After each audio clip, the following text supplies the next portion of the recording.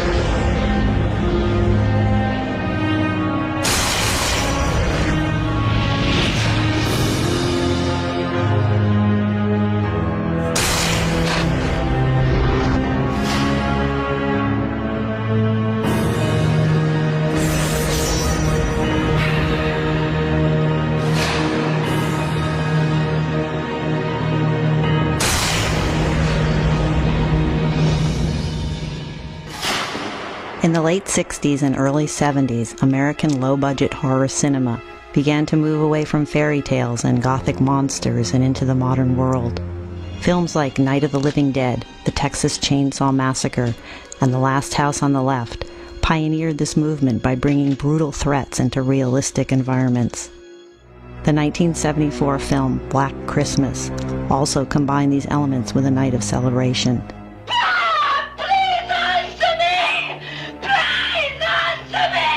With films like this enjoying success, it was clear that by the mid-70s, audiences were ready to face lethal maniacs and psychotic killers on the silver screen. It was against this backdrop that the idea for Halloween was born. We had a company called Compass International Pictures, and we were distributors of low-budget pictures. The problem was that we couldn't find any low-budget pictures to distribute. It became apparent that the only way we could make any money is if we started to make some pictures. I was doing a movie, Line of the Desert, big epic. We're spending $300,000 a day. They came, they said the whole movie is $300,000. He said the babysitter to be killed by the boogeyman. Not the boogeyman that attracted me, the babysitter. Because every kid in America knows what a babysitter is. They can relate to a babysitter. And I called John from my bedside, I'll never forget it. And I told him the story. I said, John, I want to make a movie about a babysitter, and I want to make it in one night, and I want to call it Halloween. He got it right away. He suggested we put it on Halloween night, but play the whole thing on Halloween night, and call the movie Halloween. Because he felt it was a holiday that everybody could identify with, and it hadn't really been done. And since I needed a job and I wanted to do that kind of thing, I said, sure, I'll do it. And as long as I can have complete creative control and I get my name above the title, then we'll do it. A lot of the films prior to Halloween were done by directors who were not really visual storytellers. It was a great treat when I realized that John was completely aware of the camera and how, it was going to be a part of the storytelling. I don't know how you could see that first movie and not think about that horrifying first scene, on Halloween. Especially if you're the person like me who, generally speaking, might sit home and pass out candy to people, and you're like, my brother's coming somewhere and he's gonna stab me, Michael!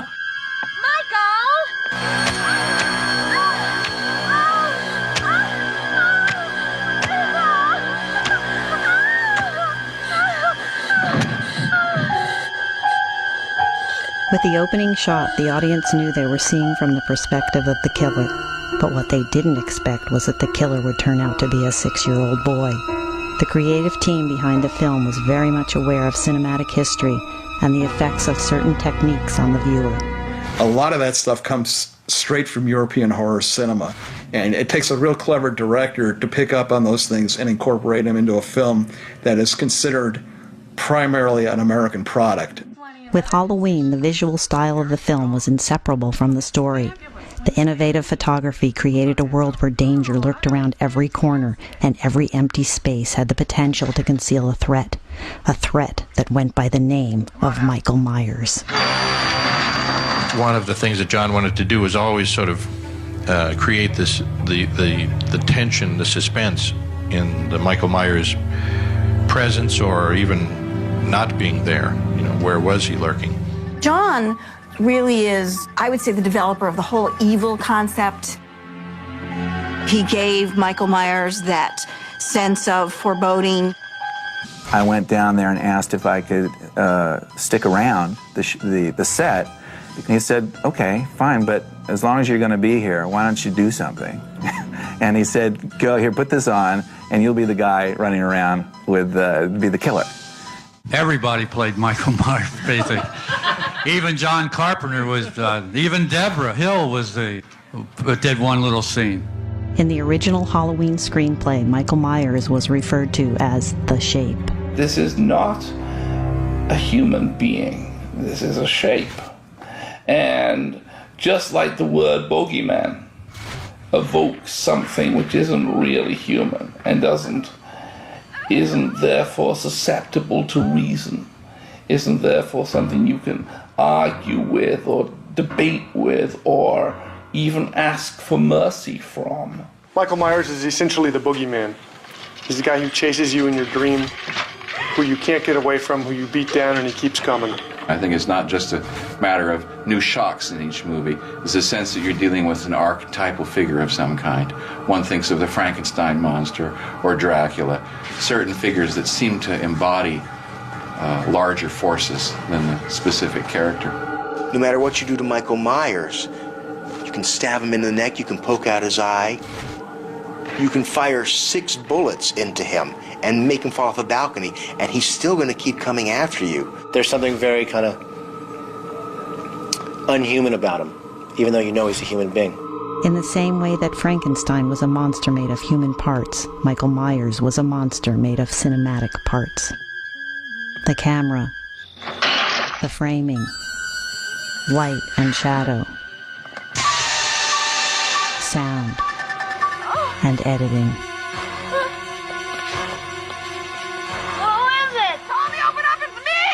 With all the powers of cinema at his disposal, Michael Myers embodied the means of his creation. He was death itself. Like witches and wizards, he was now part of the actual night of Halloween. Death has come to your little town, Sheriff. The town in question was Haddonfield, Illinois, named after co-writer and producer Deborah Hill's hometown. Standing in the heart of the town is the home of evil itself, the Myers house. The house still stands in South Pasadena, where the majority of the shooting took place. To Halloween fans, the house is a major attraction, and it continues to draw visitors today on an almost daily basis. When you have people walk to the house and actually walk up the stairs and start to cry, that is amazing to have that happen 25 years later. He still lives here. The guy is still here. The house was due to be demolished in the 1980s, but it was purchased for $1 and physically moved. It now stands at the end of the same street opposite the location used for the hardware store, where Michael Myers stole the knives and masks he would use on his bloody rampage. I think the fact is that Halloween is set in kind of suburban streets, and certainly for the first portion of the film, the fact that it's in broad daylight, I think is incredibly creepy, and it definitely kind of just nails that it couldn't happen here tone. The typicality of Haddonfield is absolutely to the point of why the movie works so well. It's every town. It's every place. It could be your town. It could be mine. It was within this familiar and timeless environment that the lethal game of trick-or-treat would be played out. On one side, The Shape, and on the other side, Laurie Strode, Sam Loomis, and a slew of innocent victims, played by a mix of genre regulars and fresh-faced young talent. I think Halloween in some way has this the style and the feel of other 70s films. I mean, a lot of it too was some of the casting. Like it was, you know, to see PJ Souls and Carrie, then to see her in Rock and Roll High School, and to see her in Halloween. Like some of those type of faces that I just, in my brain, are just so, I can't think of 70s without thinking of like people like that. That's not true. I think about lots of things. Now, why don't we not stand here talking about them and get down to doing them? She's just out for the privileges, you know. And I think that that's very appealing. That's very identifiable. It's very attractive because we've all been there. Donald Pleasance played Dr. Sam Loomis, a character directly opposed to Michael Myers, like Van Helsing was to Dracula. You fooled them, haven't you, Mike? But not me. With Donald Pleasance, so much of those movies is about him tracking down, it's Moby Dick, it's, you know, Ahab and the whale, and he's constantly tracking him through every film. I have to bring myself round to seeing it in his way because it's his film. I met this 6-year-old child with this blank, pale, emotionless face and the blackest eyes. It's a little melodramatic, but of course it's not intended to be real in that awful word realistic sense. The character was a hit with fans and critics and became a regular staple in the Halloween films. He was a gentleman, you know, very professional, but funny at the same time. He had this way of talking to you that sort of would draw you in. To this day, most of the actors from the original Halloween are still remembered for these roles. I was a young actor, and all I kept seeing was my character's name on every page, so I knew it was a big part, and I knew that there were other parts that they were casting, other women, other girls, and I was very much a smart aleck and was a cheerleader in high school, so felt very concerned that I was being considered for the really quiet, repressed young woman, when in fact I was very much more like the other two girls. Jamie Lee Curtis played Laurie Strode, the unfortunate teenager who dropped off a key at the Myers house and became the killer's intended target. Michael is much more interested in frightening people than he is in killing them. The killer spends so much more time in the film setting up basically practical jokes, setting up the scares. The actual kills are just there to give the scares a frisson, to make sure there's actual danger there. It seems to me that anyone as resourceful as him could easily knock these people off in 5 minutes. What he enjoys is playing with them. Halloween was the scariest for me because it was about a real man. It wasn't, a monster. It wasn't, Freddy was a monster, Jason, the strange hockey mask, or, someone who'd come back from the dead. It was a man, and it was a man who was going to kill this woman. All of the elements were in place, and it didn't take long for the public to catch on. Totally packed house, totally packed audience, and the Halloween experience in the theater was one of the best experiences I've ever had in a movie, because literally people were screaming all around. It was all full of kids, and people were screaming, and it got to the point where I don't want to hear anybody screaming again. I thought, oh my God, how can you make something like this? Everybody in the audience was like stunned. I saw that film at a Directors Guild screening, and I had two lady friends on either side of me, both of whom spent most of the night like this. Can we look, Tom? Can we look? These movies are a lot more fun to make than they are to watch. I don't think I ever remember this ever happening with another movie, even with The Exorcist. The people coming out from the previous show were actually warning us in the line about how scary it was. There was a critic at the Village Voice. He said it was the greatest horror movie ever made, and we were able to put that on the ads. Opened in Kansas City, and the first week was terrible. Second week was tremendous. The reviews started coming, and they kept coming. People, there seemed to be suddenly a lot of press. Halloween was a massive hit, assisted in no small part by its groundbreaking musical score, composed by John Carpenter himself. I think the strength of John's original score is the simplicity. I think the music score to Halloween is probably everything. When you talk about why is the theme so popular, why does it continue on, I think because it's simple, And it communicates. It communicates tension. It communicates something is coming. It's one of the quintessential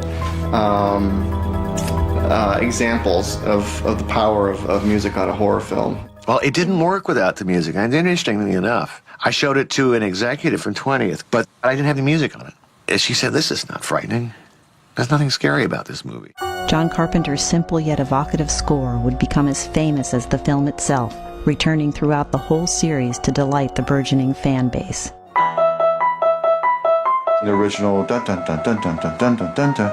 I mean, it's a classic. I mean, kids now play that instead of chopsticks to show how they've learned something on the piano. I mean, it's penetrated the culture completely now. The huge success of Halloween brought forth a slew of imitators as soon as the 80s began. And I suppose in a way it just started a new generation of films, and whilst there had been other things before like Black Christmas, I think kind of it definitely was the death knell for Hammer horror films and kind of gothic horror. The immediate thing that happened was about 100 other people set out to make exactly the same film. Friday the 13th is Halloween done again. There were hundreds of pictures that tried to be Halloween. Well, we had a lot of like Halloween knockoffs after that, with a bunch of dumb broads with big tits, running around, dropping their top. Actually, that's not really a negative aspect. The lesson of Halloween did seem to be, all you need to make a horror film is some teenage actors and a guy in a mask. What I think the imitators missed was that you also needed John Carpenter, probably Dean Cundey, probably Jamie Lee Curtis, probably lots of other factors that make Halloween work. There's no question Michael set the stage for Jason. I don't think anybody could ever argue that.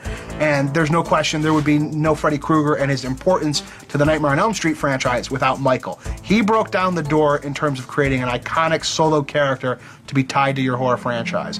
In 1981, 3 years after the original had broken box office records, the producers decided it was time to pick up from the shocking surprise ending. It was time for Halloween 2. It was very funny because people who saw the picture thought we had set it up for a sequel. And, it was the furthest thing from our mind. In those days, the beginning, it's very hard to do a sequel. Nobody wanted to do it. The relationship between Laurie Strode and Michael Myers changed drastically in Halloween 2. Now it was to be revealed in a twist that she was in fact his real sister.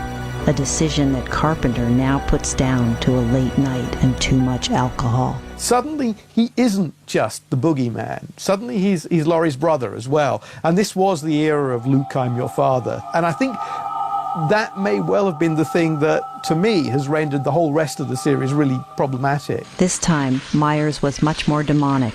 Portraying the villain was stuntman Dick Warlock. So I went over to meet the director, Rick Rosenthal, and on the way down the hall, there was an empty office, and the mask was laying on the desk in there. So I put it on, walked to his doorway, and just stood there and looked at him. And he said, "Well, who are you?" And I didn't answer. I just stared at him. Accompanying the returning characters was the staff of Haddonfield Memorial, the deserted hospital that would provide the stalking ground for the sequel. I actually am embarrassed to say that I had never seen Halloween 1. So when I went on the audition, I really had no idea exactly what to expect. And Rick Rosenthal and Deborah Hill very kindly showed me a copy of Halloween 1 in the office one day. I said, okay, I want to be part of that. I got a phone call one day, and he said, I'm doing a film called Halloween 2, and I'd like you to be the security guard. He wanted me to play the role, and it was written for a 55-year-old white woman. So I read the script, and I came into audition, and the producer, Deborah Hill, said to Rick, this is not the right person for this role. She is not a 55-year-old white woman. And Rick said, no, but I think she's got the authority, and I think she can do it. John Carpenter produced this time, initially handing the role of director to the original Halloween's editor, Tommy Lee Wallace. Every bit of enthusiasm and passion and drive, that's the only way a director should come into a project. And in good conscience, I couldn't do that with Halloween 2, and so I just held my breath and passed.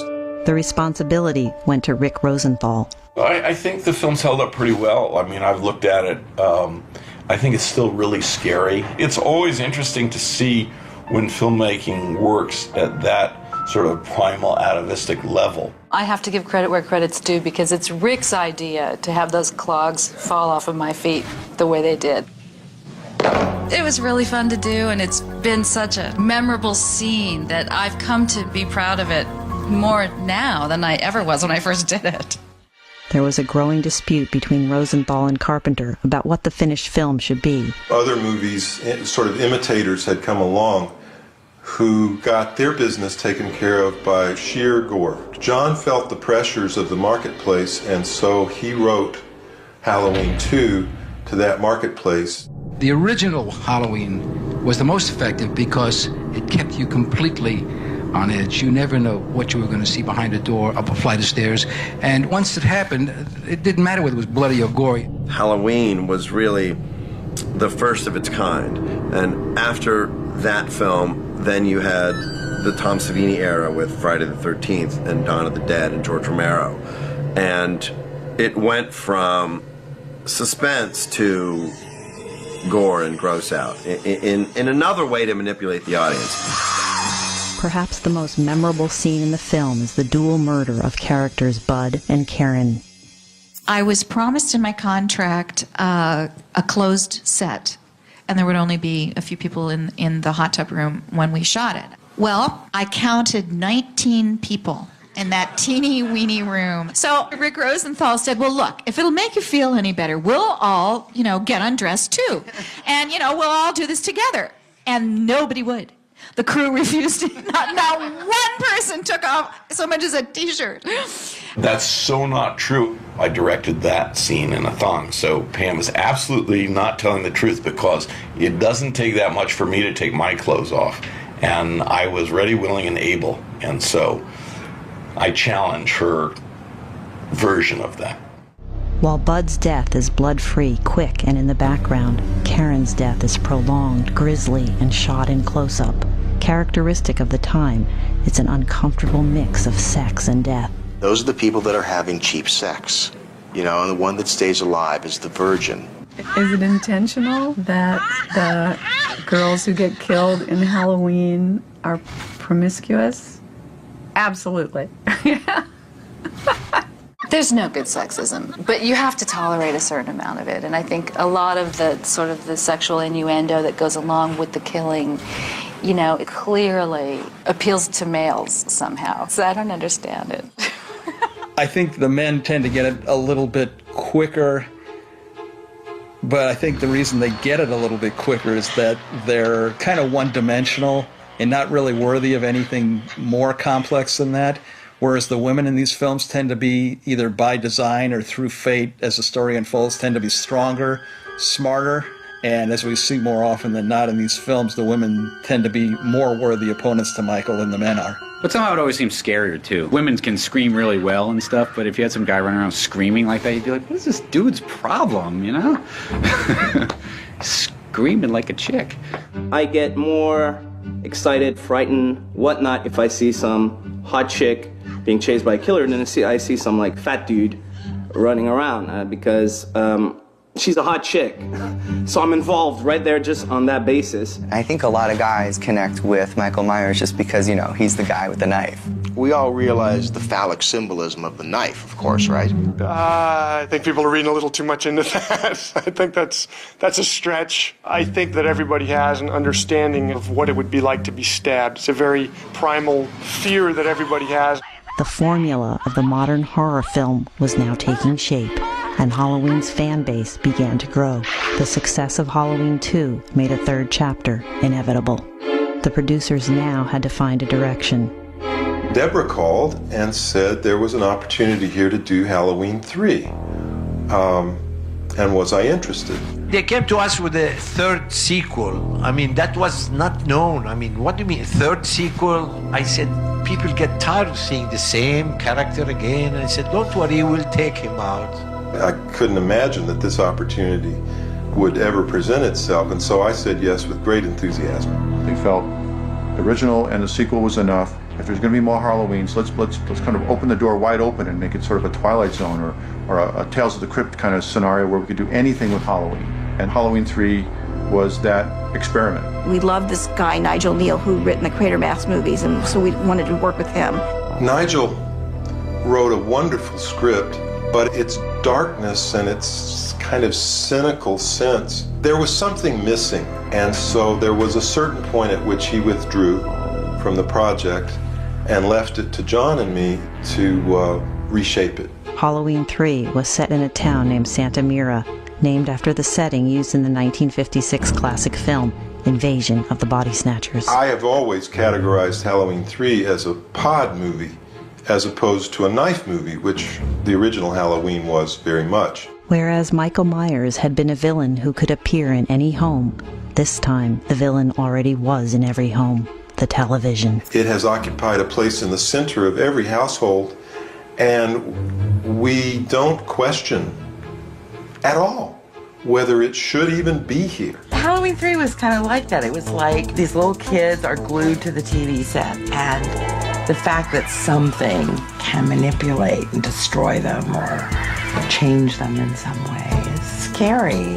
Our Halloween did not have Michael Myers.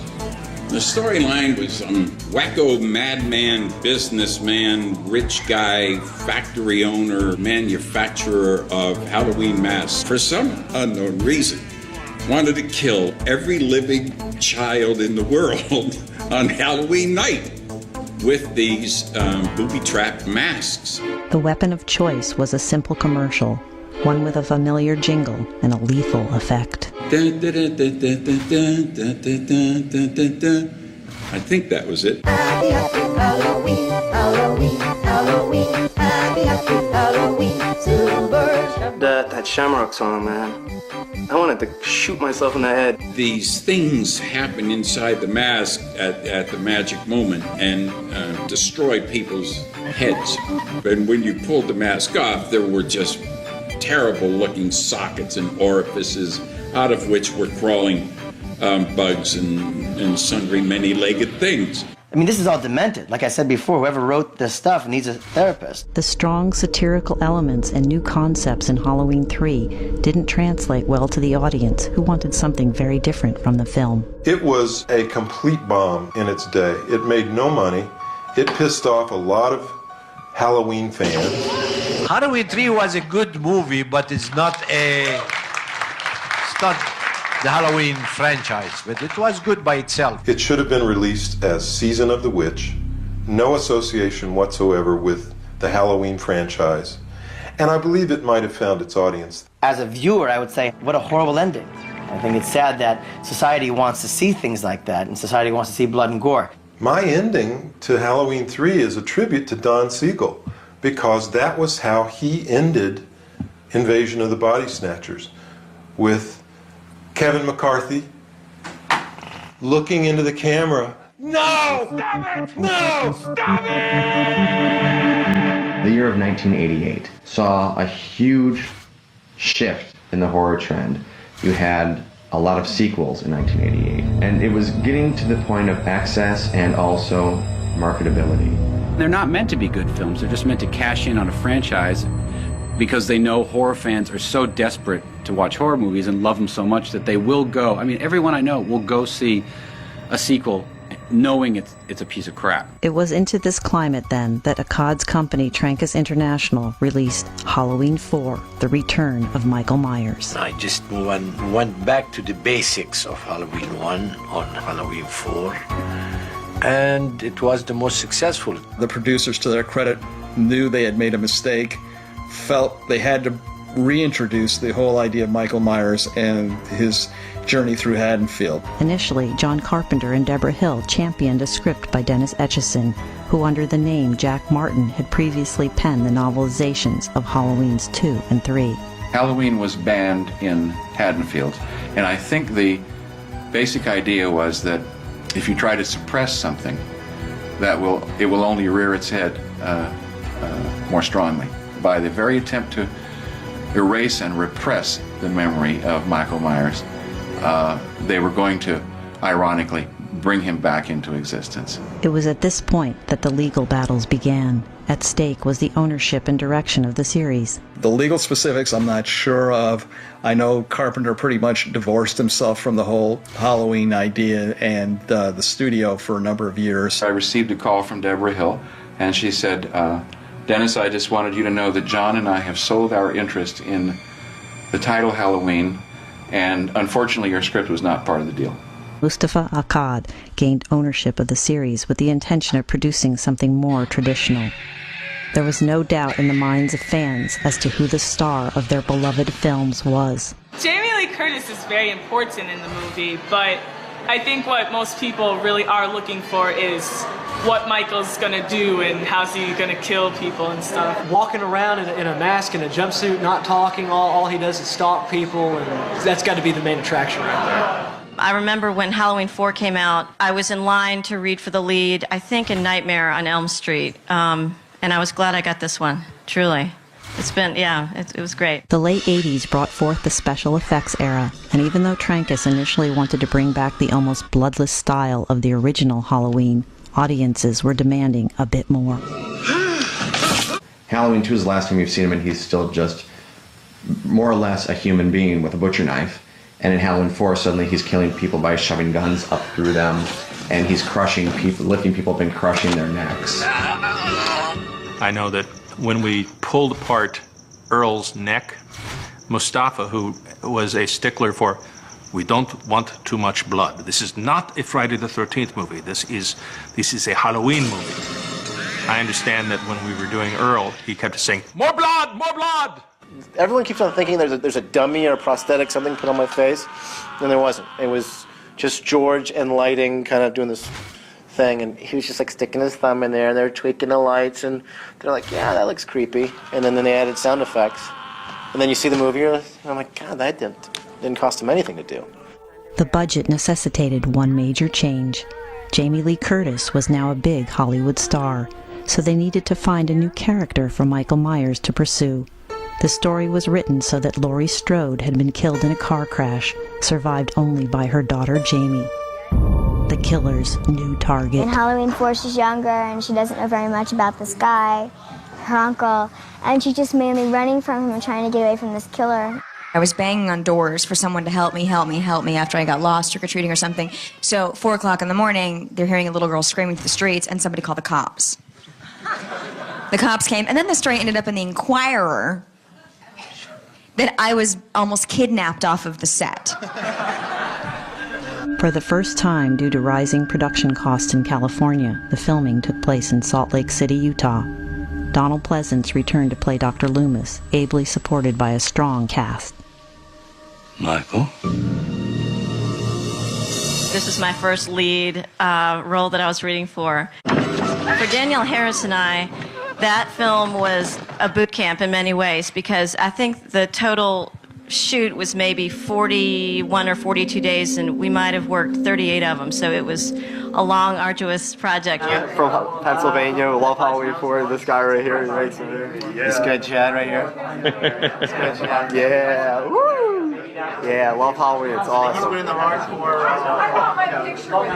And we used to hang out together. I mean, she'd actually kissed my stepson for the first time when she was like 10 years old. So you really kiss him. He's littler than me. Yeah, whatever, you little slut. This time, more soap opera elements were added to the mix, including a love triangle between the teenage characters. So when Sasha and I, when the day came for us to do the makeout scene in front of the fireplace, a couple nights before, Sasha goes, well, we need to rehearse. And I'm like, oh, okay. So what do you want to do? Kathleen was a wonderful flirt. And the boys all loved her. She was very good on set and very bad off set.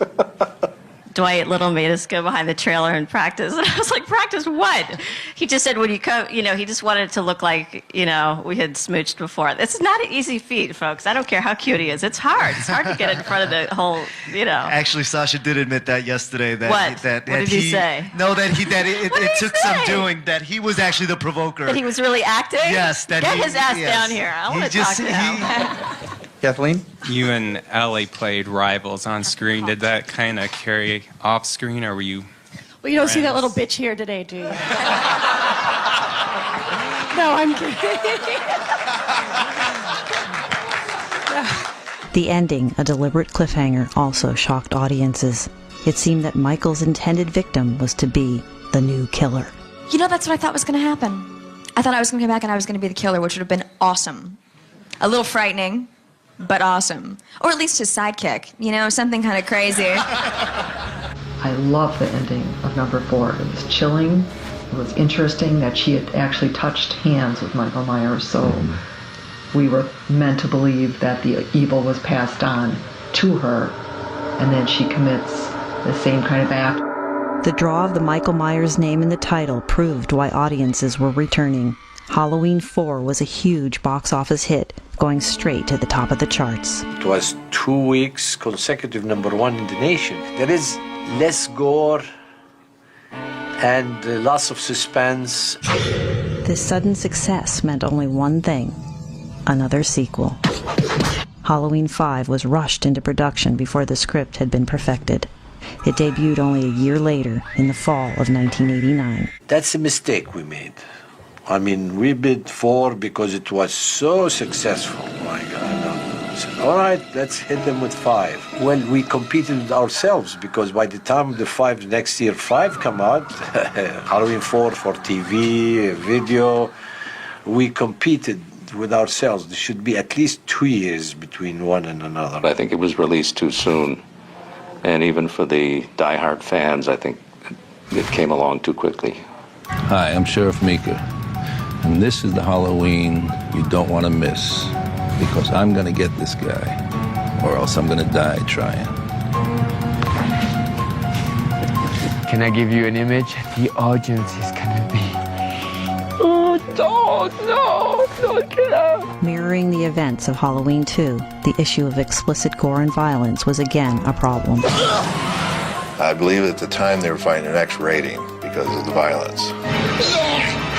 This time, however, it was the director, Dominique Othenin-Girard, who wanted more blood, something opposed by Akkad. Dominique had a very specific vision in mind of what he wanted. I remember one specific instance where we were talking about a specific effect. It was a cop that gets killed sitting in the car in front of one of the houses. And I remember saying, well, I think that you should do this, and the camera could do this, and then you'll reveal the dead guy. And he said, well, what do you know? You're the makeup effects guy. That is good. Halloween 5, there seemed to be a little bit more attention on this set. There were new character types being introduced. The script was a bit rough. The story seemed almost there, but not quite there. The director was fairly untried. There's some new angles this year. There's some couple of different type of characters. The story takes a different turn. They sent me the script for Halloween 5, and I read it, and I didn't love it. Not just because they killed me off, because I was surprised I lived through 4. I mean, I think for any character to live through these films from start to finish is something pretty cool. But it was the way that they killed off Rachel in the first go-around. I was supposed to get scissors shoved down my throat, and I said, no way. So they rewrote it, and they sweetened the deal, and I said I'd do it. There was some disagreement. You knew that certain things were going on. We shot scenes and then had to reshoot them. And, you know, to me, I was there to do a job. I would say 5 would be considered the least effective of the series. I'm one of like 3 people that actually survived throughout the whole movie, which is nice to know. Don't kill the child. It's not right. But I do get run over by a car. Why is there a mute kid in this movie, man? Why is there a mute kid in a Halloween movie? I gotta find Tina! You don't even know where she is! But I do. Send us. Can I have the broom, please?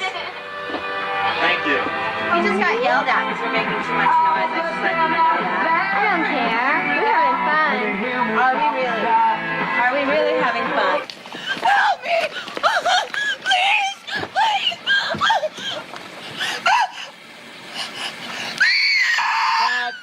Me playing Tina is like, you know, taking all those things in me and putting them out, all the wildness and all the kind of rebelliousness, but yet total fun, and putting them into one person.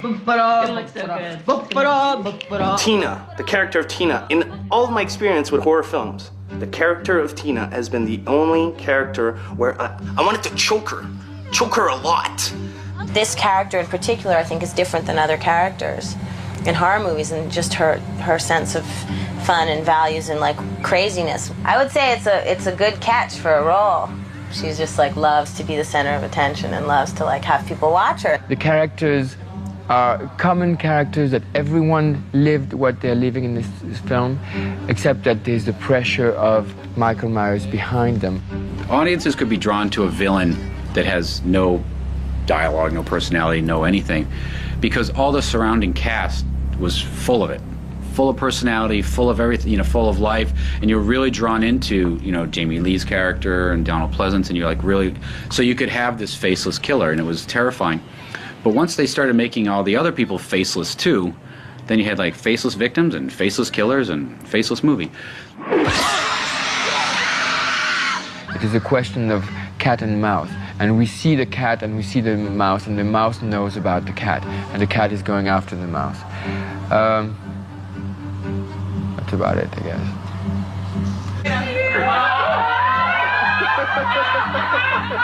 When Michael Myers is after me, Jamie sort of feels like scared and frightened very much.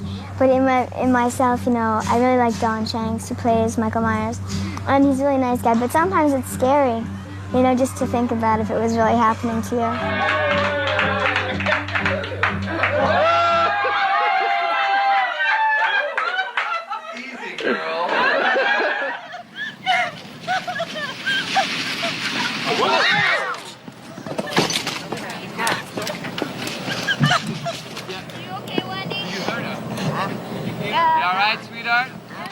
Halloween 5 was the least successful entry in the series so far. Outside of North America, the film went straight to video, and for the recent stars, problems began in the real world. I actually was stalked for a while. He was really pissed off and said he was going to find me. There was about 2 weeks when he was staying somewhere in Hollywood at the Hollywood bungalows that were pretty uncomfortable. And I was actually sleeping with a gun underneath my bed during that time. It's coming out. It's coming to get you. It allows for expression rather than perhaps deviant behavior in real life. So I think it's provided an outlet for people through the years that perhaps they wouldn't have had otherwise. Halloween changed my life. He's the best, he's the king of horror, and always will be. I've been a fan ever since I was a kid and I saw the first one. I've been loving the franchise ever since. Me and my brother have probably watched Halloween over 50 times, and every time you watch it, it still has the same effect. Without a doubt, I'm the biggest Michael Myers fan of them all. I said, I'm the biggest Michael Myers fan of them all. A lot of people have tattoos. They put them on their shoulder, on their back, on their legs, up here on the arm. People can't see them. I put mine right out in the open where you can see it year-round. I have a stalker. I do. He hasn't contacted me in a while, but I do. I think it stemmed from back in the beginning of my career, which would have been the Halloween movies. He hired a private investigator when I was 18 and found out my home address and drove with his father and his father's girlfriend from Houston, Texas, to my home and knocked on my front door with a 9mm and a sawed-off shotgun in the trunk. Some people, their whole education is movies. That's what they do. They sit at home and they watch TV or they look at the news and say, oh, I saw it in the news. It has to be true. Then he really freaked everybody out. And he freaked me out. Ever since I was a kid, I've been watching these movies.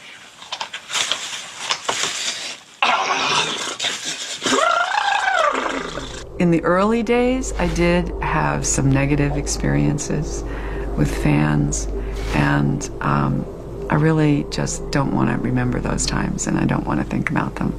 It's a given that these films work on a number of levels, but I would hate to think you're going to have people saying, well, anybody that goes to see a Halloween movie really wants to be Michael Myers and kill a bunch of people. I think that's crap, personally. It's sad that that's what people want to see.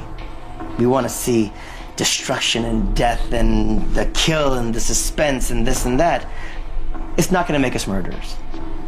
But it may make one person a murderer. And if you make that one person into a murderer and says, oh, I saw this film and that's how I'm going to go kill my brother in Denmark, then the person responsible for making that film can almost be responsible for inspiring that person to kill. Do you want that on your shoulders? I have a real hard time listening to that crap. When I go to the movies, I'm not looking to have my world moved. I want to be entertained. I want to get away from my problems with my girlfriend, or my problems at work, or my mom's really bugging me lately. I want to go sit in a dark room and be taken away into a world. That's why these movies work. That's why they never go away. And if you got a problem, I mean, if you think they're the downfall of society, you're never going to get it. You're never going to get it. Should psychoanalysis come into the evaluation of these movies? No. Strictly entertainment. I think all the blood, guts, violence, and a splatter movie is a good thing. You know, it's just entertainment. Only way it's not a good thing is if you're already a psycho to begin with. I guess you do have to rely on the fact that most human beings have good heads upon their shoulders and aren't going to be like, oh God, cool guy, wears masks, stabs people, chases people around. I don't think horror movies are bad. I think they're what they are. They're horror movies. They're fake. He said he wanted to take me away with him, and if I didn't go, then all shit was going to hit the fan. He's still out there. I get nervous. Like, I don't do many of these shows because I'm so afraid that this is publicized. I mean, how would he not know this is a Halloween show? He could very well come here and nobody would know. I've never seen him face to face. So he could come walk right up to me and ask me to sign an autograph and then follow me to my car. 5 years passed and there was still no news about a continuation of the series. And there was this gap where Michael Myers was kind of forgotten for a while. And then Freddy Krueger came in the picture, Nightmare on Elm Street, and Jason Voorhees. And I was going around going, yeah, but what about Michael Myers? He's the king. The rumors flew. John Carpenter was making the new film, and it involved sending Michael Myers into space. Jamie Lee Curtis would be returning. Quentin Tarantino would be writing and directing the new installment. Quentin Tarantino took a stab at writing the screenplay for Halloween 6. He wrote an original version that they ended up not shooting. None of these rumors came true, and another battle took place for the direction of the series. When we finally went to Halloween 6, there were bids by Miramax and New Line, and Miramax got the bid. The new film in the franchise was to be a major studio release for the first time under Miramax's Dimension wing. The responsibility for the story, however, wouldn't be falling to a studio writer, but to a long-term die-hard fan, Daniel Farrens. I was 12 years old when I was sitting in the living room of my house in 1981 watching the first NBC showing of Halloween, the original movie, and I sat there alone and in the dark and watched this and was terrified and then riveted, and from then it became a thing where I was completely engrossed with these films. Farrens had the task of tying up the numerous loose ends from the previous installment. He also decided to go further and do something that many were apprehensive of. He was going to provide an explanation for why Michael Myers would not die. After having seen all the sequels, that the stuff you've been told about Michael makes the first film less interesting. What's interesting is that, that he is a complete blank. The boogeyman should always remain an enigma. The boogeyman should have a lot of speculation, but no firm answers. You can't keep it mysterious for 6, 7, 8, 9 episodes. I mean, you have to give in some so that you can exploit some new characters so that you develop stories. Otherwise, he stays mysterious and then you lose interest. The filming did not go as planned. Director Joe Chappelle had his own unique take on what he wanted to do with the film, which greatly conflicted with Farrens' vision. Joe Chappelle had no interest in Halloween 6. He had an interest in getting the 3-picture deal with Dimension, and that was his sole purpose of doing this horror film. I met with one of the Weinsteins. He had wanted a big makeup effects extravaganza. I was happy to do that, that's great. However, in the subsequent weeks, the producer kept cutting back the effects, wanting less and less and less and less. And I'd the best crew in the world to create the most complex, over-the-top special effects you've ever seen. And they were frustrated on set because they weren't really allowed to do anything but stab people. The disputes didn't stop there, and they extended to the casting. Lead actor Marianne Hagan nearly wasn't given the role as Kara Strode. He said, oh yeah, I mean, Miramax did not like you at all. Well, first of all, they thought you were way too thin. And he said, and they also didn't like your chin. I said, what? They felt it was too pointy. So I basically continued the movie like this in every shot. Like, I became so self-conscious about my chin. Perhaps the most controversial casting decision made was the replacement of Danielle Harris with actress J.C. Brandy. I was happy for the work, and I didn't find out till after the fact how fond the fans were of Danielle, but you know, she's adorable in those movies. So I understand why they like her. I know that some of them felt I looked a little too old to be her at 15. We tried her to bring her back on 6. I didn't care for the script. I didn't really like the way Jamie Lloyd died. But I had a lot of fans that sort of loved me, and for her to go out like that, I thought it was pretty crappy. So I went and met with the director, and we sort of talked about different things and ways we can kind of work stuff out, and wasn't really seeing eye to eye. So then it became, if I'm gonna do this, I wanna make a little bit of money. Miramax basically said your character is a scale plus 10 character because you die in the first act, which is about what I made on the first Halloween about 8 years before. So I said, okay, if that's the way you think about me, even though this would be my 3rd movie, then I don't think I'll be doing it. Some actors did return, however. There was the ever-loyal Donald Pleasance in what was to be his final on-screen performance. Press reports at the time speculated on his health. Donald Pleasance passed away in England on February 2, 1995, shortly after completing additional dialogue for the film. I was in Vancouver working on the Outer Limits TV series when I heard that he had passed away, and I was in the car and it said on the radio, oh, you know, Dr. Loomis from the Halloween series, Donald Pleasance has passed away. And I remember going back to my hotel and calling John Carpenter immediately and just saying, I'm really sorry, because John, they were really tight. How about working with Donald Pleasance on the last one? How was that for everybody? Great. Really wonderful. An honor. He's amazing. And this series is not the same without him, I have to say.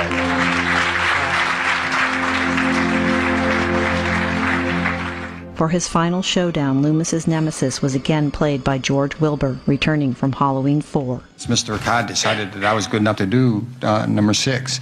That was it. I was just privileged to be picked for number 6 by Mr. Akkad.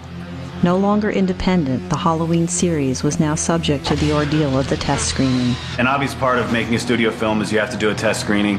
For better or for worse, some people don't like it, some do. Some filmmakers don't like it, some tolerate it. The test screenings were filled with mostly like 14-year-old boys, I think. But I heard one very articulate 14-year-old boy said on the Q&A afterwards, the ending sucked. I wouldn't have wanted someone to ask me, well, my opinion of how Jaws should have been re-edited when I was 17. I would have ruined the fucking movie, you know? Geez, how could I have made The Wild Bunch better when I was 14? Halloween 6 did not perform well in the test screenings, and the film was suddenly rushed back into production, without Donald Pleasance and without creative input from Daniel Ferrens. What resulted was a drastic overhaul, leading to almost a third of the film being shot again.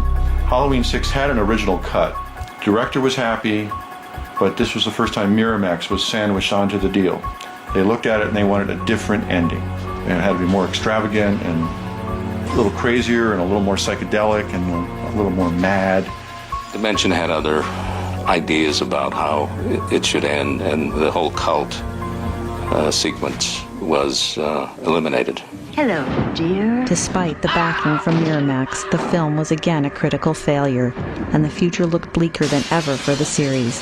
However, the late 90s also saw the rise of the internet, and the fans continued to hunt out information, forming small but devoted online communities, from those on the official Halloween website, HalloweenMovies.com, to smaller fan sites like the Myers Museum and One Good Scare. Fans began to interact with each other through message boards. I seriously have it open every day, 9 through 5. The difference between the American Pie fans and the Halloween fans. Certainly no one is dissecting the psyche of the characters of any of the American Pie films, whereas Halloween fans are wondering why Michael walked by that room while a girl was holding up her shirt and wondering if he was repressed sexually as a child. So there's definitely a big difference. Whenever I'm traveling, I will run into a Halloween fan, and they want to know all the details about, the knife and the mask, and, what was Jamie Lee like, and how were the other actors, and was I terrified? The emergence of an organized internet fan base with new tools to communicate would be a major influence on the future of the series. The producers asked the fans to vote on what direction the next film would take via a poll on their official website, and fans even wrote and filmed their own Halloween sequels. They wanted to create a super soldier from her genetic makeup. One of the most popular fan films, Des Shaw's Halloween Inferno, even played in a Canadian theater for a week. Without a film in circulation, the demand for merchandise still grew voraciously, spawning comic books, novels, clothing, and toys, a collector's dream come true.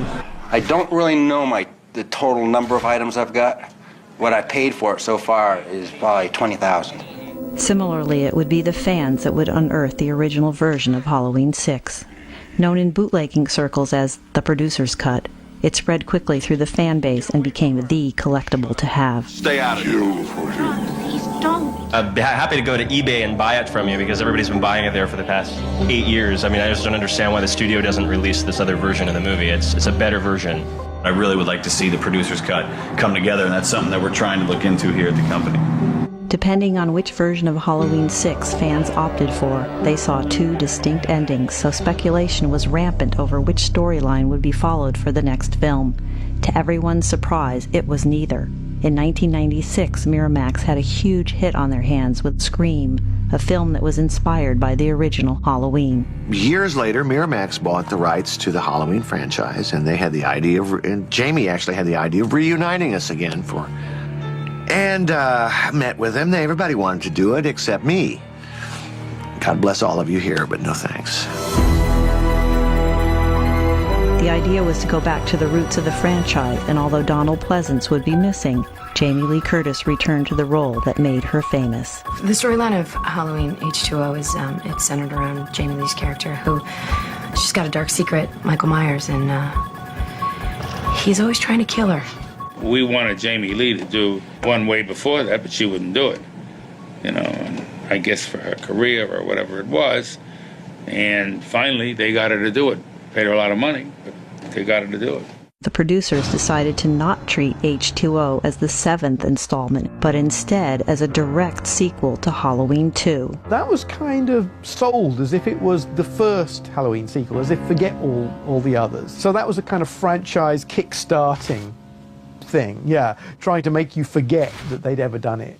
The idea was to treat H2O as if it was Halloween 3.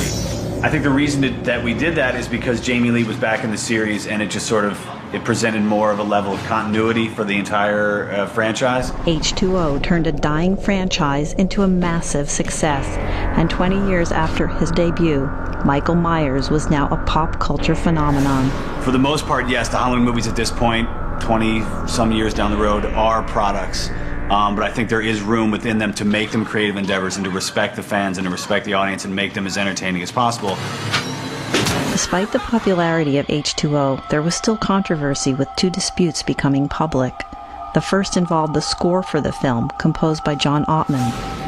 A lot of the scenes I just cringe and because they weren't the way I had scored them. I mean, there's one, he's in this hallway, it's this low angle shot of Michael Myers, and I had that's where I had pulled out the stops of the theme, going da da da bum bum bum bum. It was great with the choir, and that was replaced by nyip, nyip, nyip, nyip, nyip. The second dispute revolved around the infamous mask. The original mask of the killer was actually a customized William Shatner Captain Kirk mask adapted for the film by Tommy Lee Wallace. With Michael Myers, the mask really is part of the defining look of what he's about. There's something terrifying about that. Just two holes in a fairly blank surface. I guess it goes way, way back to the primitive messages in our DNA about masks in general, and every culture has its masks. The absence of personality allows the audience to put into that absence what they will. And probably what you put behind that mask and what I put behind that mask are going to be completely different things. H2O would ultimately contain no less than 4 variations of the shape mask. The mask controversy for Halloween, H2O. They purposefully didn't want it to look exactly like the masks in the other films. I know that there was some rights issues at one point where they didn't want to have to go through the estate to get the rights to the shape mask. So they said, give us a close approximation that won't get us into any legal problems. Steve Miner just was against this mask. For some reason, what he envisioned that the original mask was a completely white face with no expression, no features, which really is not what the mask was, but in his mind, that's what he wanted. And I'm sure that's what he told K&B that he wanted. From what I heard, there was a screening of dailies, and somebody stood up in the middle of dailies and went, "That's not Michael Myers' mask." And all panic ensued. And then everybody started freaking out. Oh my God, what are we gonna do? The mask isn't right. So a call went out to me to sort of reinvent the Michael Myers mask from Halloween 6, but we had to sort of make it look like some of the material that had already been shot on H2O, so we sort of lengthened the neck a little bit and did some minor changes to it. I just know halfway through the film they said, we want to change the mask, and everyone was a little bit stunned because we had done a test and a lineup with all of the masks from all of the films prior to this about 3 weeks before we started principal photography. And they had chosen very specifically the mask we were using for the first half of the film. Unfortunately, I think that they had gone behind Steve Miner's back, and he wasn't happy with seeing another mask appear on set without having approved or looked at anything. So basically, he went to some of Stan Winston's people and had them sort of re-sculpt to hopefully encompass what he liked about the K&B mask and what Miramax liked about my mask. All of these masks can be seen in the final version of the film, alongside a CGI mask that was used for the close-ups and scenes that could not be filmed again. It wasn't like we were hired and then fired, and then John Buechler was hired and fired, and then Stan Winston was hired and fired. It was more like the mask took on a life of its own. The ending of H2O appeared to be very final and brought closure to the series, but as the film had been a huge hit, this would not be the case. John Carpenter had stated in the past that one of the key themes of Halloween was that evil never dies, and several films later, this still held true. As long as Michael Myers doesn't die, he's not chopped, he's not bombed, he's not destroyed, then anything is possible. You gotta let this dry for a minute, Justin. Okay, take it. I knew we weren't making the final film of the series, but I knew from day one that they had planned the next one, because I knew kind of what they had intended at the end to leave it hanging. And obviously it's a franchise. Just as H2O's production was monitored under the watchful eyes of the World Wide Web, so too would the next film, Halloween Resurrection. Ironically, the film itself was a product of the internet age. Michael goes to return home only to find that this webcam operation run by Busta Rhymes has been set up in his house. And of course, Michael shows up and havoc ensues and lots of blood and guts. Heads rolling. Miramax had wanted to take Michael Myers out of it, and Mustafa insisted that it be another Michael Myers piece. So there was a lot of going back and forth between Miramax and Trancas. Having learned this lesson with Halloween 3, Trancas International was opposed to the idea of a Meyerless sequel. The fact that Michael Myers was beheaded in H2O was hardly an obstacle. And in horror movies, there's always a way to explain the ending of the previous movie. There's always a way to explain in the first 5 minutes of the next movie what happened in the last 5 minutes of the previous movie. I had for a while been interested in doing kind of a reversal of the 1938 War of the Worlds Orson Welles' broadcast, where people took a fictional event and accepted it as real. And for a while I'd thought about, with the advent of internet and kind of the voyeuristic look into people's lives that you see on the internet, I like the idea of doing something that people would watch and assume it was fake, and it turns out to be real. One theater that I was in, people were actually yelling at the screen. And I really think that that's something that's truly specific to horror films. You don't go in a theater in, like, you know, a Jim Carrey movie and have people be like, do something funny! You know, it just doesn't happen.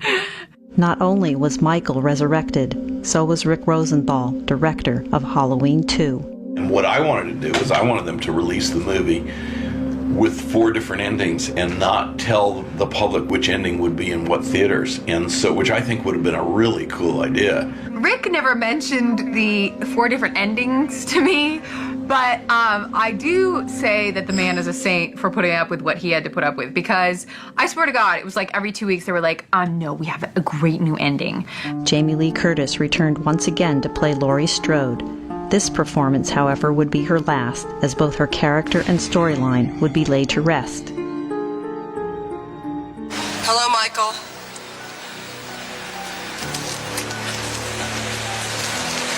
I knew you would have come for me sooner or later. You know, Laurie obviously has changed over the years. It's not like she's this little repressed virgin anymore. I mean, she's a weathered, tired, beaten down human being because of all of the things she has suffered through. Originally, they'd wanted her to commit suicide. Jamie Lee didn't feel comfortable with suicide. Frankly, I didn't either. And so it's a much more dramatic kind of invention that we came up with. But it was always understood that she would be killed. The death of Laurie Strode restored a certain purity to the series.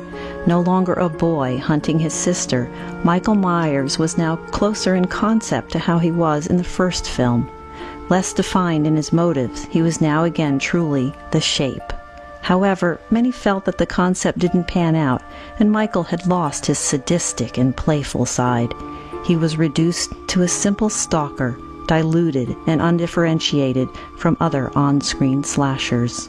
That's when they totally forgot about filmmaking. They just said, you know what, let's just do a product. We got a target audience. What do teenagers that love Michael Myers love? They love Busta Rhymes. I didn't know who was Busta Rhymes myself. I went home, I have my son, he was at the time 14 years old. And I said, Busta Rhymes. He said, Busta Rhymes? Oh, yeah. Let's put Busta Rhymes in there and have him be cool and hip. Fuck the script, fuck the suspense. Busta Rhymes should not be karate chopping Michael. I have a real problem with that.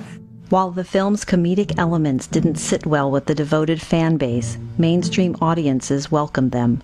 The storyline warranted that the Myers house would again appear, and this was reconstructed in a studio in Vancouver. This time, the actor wearing the coveralls and holding the butcher knife was Canadian stuntman Brad Loree. A gentleman from Fangoria magazine interviewed me, and he said, Brad, do you have any idea what you're in for once this film comes out? Brad would get really nervous when he was doing stunts, and when he got really nervous, he would fart.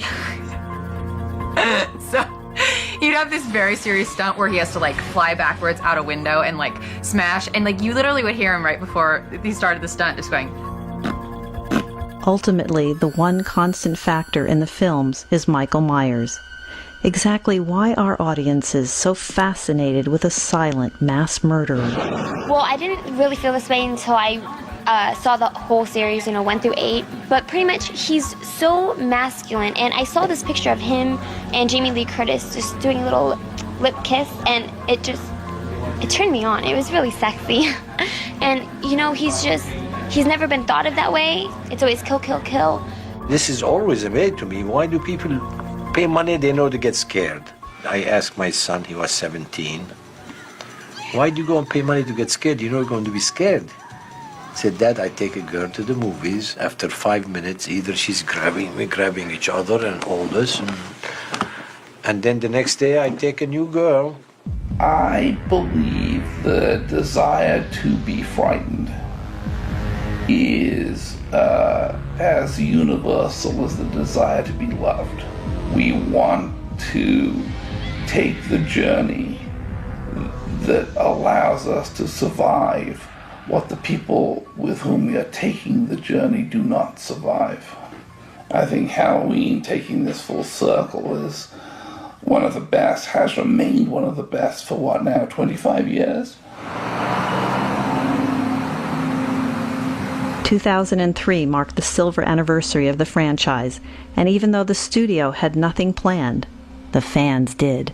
To celebrate 25 years of Halloween films, a convention was held in South Pasadena, the shooting location of the original film. Halloween Returns to Haddonfield gathered together cast and crew from the whole series and almost 3,000 fans from around the world. The internet fan base was now of a size where it could support such an event with ease, and ironically, it was Michael's internet adventures in Halloween Resurrection that accidentally started the ball rolling. It wasn't until June of 2002 where the Resurrection premiere was happening. And the company that was putting the premiere party together, and they said, we have 30 seats to fill, and we'd love for you to help us out. I gave away 30 tickets on my site in 6 hours. I had about 2,000 people send in requests, people from all around the world. I got all the winners and I called them the next day, and it was like telling someone they won the lottery. The screaming, the jumping up and down, the, oh my God, thank you, thank you. The first person to win tickets to the Resurrection premiere was Paul Swearingen. I, called Tony to thank him because I didn't meet up with him at the premiere.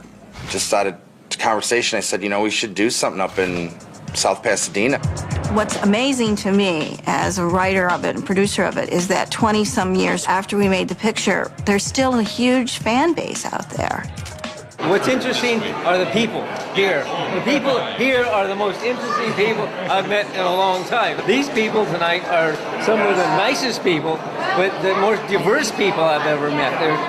There's actors, there's screenwriters, there's just people that are following the movies, and they just love to be a part of the movie and to be part of the whole group, and that's the fun part. I'm here at the 25th anniversary convention for Halloween, and I'm having a freaking blast. See anything you like? Most conventions, horror conventions, they're all these different things, and this one is poignant just for Halloween, 25 years. It's incredible. Everyone that was there felt like you felt. They're there for the Halloween series in general, so it was just a great time. I couldn't say enough about it. He saw it, and Daniel Hayes. Yeah. I love it. Some of the actors that you remember as a kid, and brings back that moment, the moment of fear when you first saw the movies. Sheriff Brackett, ladies and gentlemen, Charlie Sippers, right here. Morning. But wait, do you hear the voice? The voice told him, kill your whole family.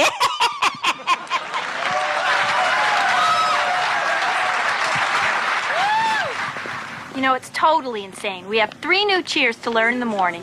The game is in the afternoon. I have to get my hair done at 5, and the dance is at 8. I'll be totally beat. Sounds like you don't have enough to do tomorrow. Totally. Not only were many cast and crew reunited, but the whole city of South Pasadena rallied around the event, from the authorities to the drama students of South Pasadena High School. So how was school? It was fine. Annie, look. Look where? Over there. It's the guy who drove by so fast, and you yelled at him. Hold on. There's the hedge. I think the spirit of the film and the spirit of the convention is reaching out to the kids, and they were just so excited, and it just made for such a different school year. There's Annie and Lori. Hey, buddy! Hey, Annie! Right there. This is the drama department at Haddonfield High School.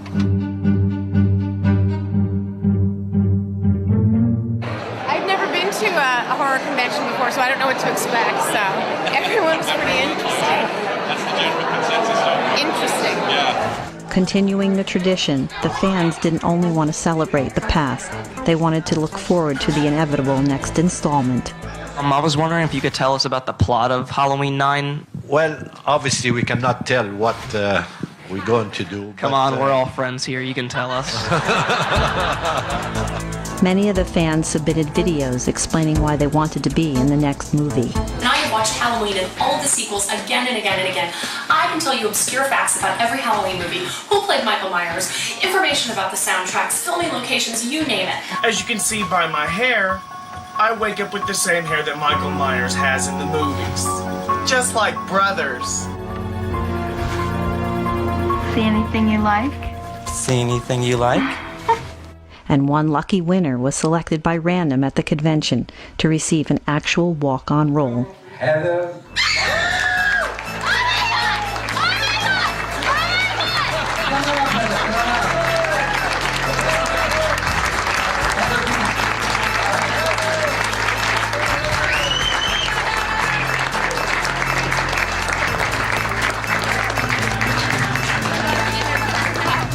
We have sequels that people enjoy because of the first film that creates it all. You never really can improve upon that or beat that, but I don't think that's really the point of it. I think it's a matter of, it's entertainment for, people that fell in love with the first one. And it's because of the first one that they did 2, 3, 4, 5, 6, 7, 8, and now 9. I do sometimes wonder whether that kind of style of like the kind of the slow burn and the kind of the long build up to kind of like, and the ambiguous endings, kind of whether that would play with today's audience. It'll be interesting to see if somebody can come back now with, with pure suspense and horror. I think personally what they should do in the next sequel is have the mask come off and it is William Shatner underneath. It's been a real challenge to figure out where to go with the storyline from here. I've heard upwards of 50 or 60 pitches on this movie, from a couple of dozen writers. And some are interesting, some are really bad, ranging from, Michael being on a research vessel out at sea because the government is trying to harness his evil, to use as like a super soldier or something. After the box office success of the Freddy vs. Jason film in 2003, we naturally explored the idea of combining any of the franchise icons that we had internally. One of those ideas, of course, was to do Michael Myers versus Pinhead. I was kind of stoked by the idea of taking John's, because John was going to direct it. I was going to write it, John was going to direct it. And I called up John, I said, what do you think about this? Because if you don't want to do this, I won't do it. And he said, no, I'll do it. I think at this point, Michael is still so viable that you don't need to combine him with anyone. You don't need to use that trick to introduce him to a larger audience. Even after 25 years, Michael Myers shows no sign of falling in popularity. As the films continue, so does he, his popularity an enigma, just as his refusal to die. As the shape defies analysis, an unexplainable monster, it is this mystique that continues to make him a part of the night of Halloween. The success of the Halloween movies over 25 years beats the shit out of me, Lieutenant. The flight chief ain't here. Anchor Bay has been distributing the Halloweens for 7 years now, and always it's been one of our top sellers. Strangely enough, Halloween is one of those few films which is perfect. You wouldn't want to change anything. So many people were focused on getting the film made and putting all of their efforts into what would show up on the screen. Everyone was on that wavelength. Even though some of the things that have now become kind of movie cliches, like the indestructible killer coming back 3 times, Halloween was where it was done first and best. Halloween has become an icon. The movies have become an icon, and Michael Myers has become an icon not only because of the screen persona, but because of all the graphics that have accompanied the movie, all the sales, the campaigns, the slicks, the one-sheets, the newspaper ads. To put your finger on it and to try to define it, I think, is doing a disservice to what it really is. It gave me a movie career. I tried to point out the irony that in those exploitation movies, I was intelligent, forthright, fought back against adversity. Probably till the end of time, these movies are going to be on cable. You're going to hear that music. You're going to see those masks going around trick-or-treating. There is no question about it. It is simply part of Americana now. In 25 years, Halloween has become a vast commercial enterprise, and in no small part fueled by our movie. And the fans just want to see, oh, what are the filmmakers going to dream up next? It's us being able to look in a safe way at the dark side of ourselves. He gets killed every movie 10 different times in 15 different ways, but he keeps coming back. Much like the killer himself, Halloween seems to never die. People constantly coming up and say they saw the film and they remember when they saw it, when they were kids, or they've seen it on TV. And that is really neat. I met some people who flew from other states and so on. How can I sit here and fail you? I promise I am going to make it worthwhile. I hope. It's a big burden on me, but I promise I do my best. As long as Halloween is celebrated, audiences worldwide will find themselves scared of the boogeyman, scared of the dark shadows that lurk in every street and every house, scared of the noises that creep forth from the night, and scared most of all by the monster that stares silently back at them from the screen with an unflinching, murderous gaze. It's great that we all gathered together for this 25th anniversary of Halloween, and all of us here. It's been great. It's been a great ride, and thanks for everybody, for coming. And happy birthday!